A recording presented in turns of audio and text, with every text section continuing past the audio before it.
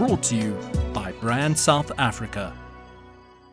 Africa is on the brink of a major transformation. Over the last decade, the continent was home to 6 of the world's 10 fastest growing economies, and the outlook for the region remains bright at a time when the rest of the world is facing major political and economic challenges. The 2012 World Economic Forum on Africa is in its second day in Ethiopia. Bronwyn Nielson caught up with Lars Thunnel, the CEO of the International Finance Corporation, and asked what the best way is to work in Africa as an international company. Well, I think for us as a development institution working with the private sector, it's important that we are here so we can help companies that want to come in or the local companies to expand and go regional, because I think you need to integrate Africa more, and this is a great opportunity for investments now in Africa. Africa is rising, and we are here to help with our offices with 400 people and 35 operations in 35 countries now. When you look at investing in Africa versus other emerging markets, what is the swing factor? Why do you stay with Africa? Well, I think as a development institution, that for us is, of course, that's what we're all about, and helping Africa. But I think right now what we see is that Africa is growing, 5%. That's many, and out of the top 7 growing countries in the world, or top 10, 7 are actually in Africa.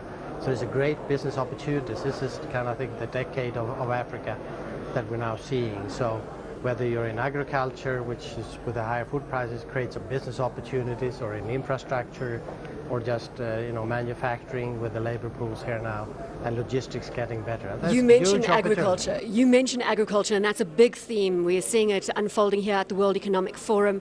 Do you think that agriculture is fast becoming a hotspot in terms of investment opportunities? I think there is huge opportunities, both for industrial type of agriculture. Of course, you have to have a lot of respect for the land issues, which still have to be developed, and registration and things, ownership here.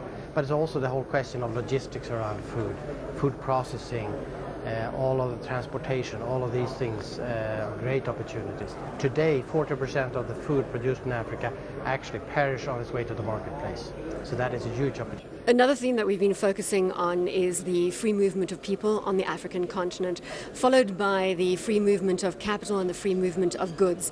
Both those arenas are lagging the free movement of people. Do you find it an obstacle to your businesses? Well, I think that's one of the challenges for many of the African countries, in the sense that many of them are relatively small, many of them are landlocked.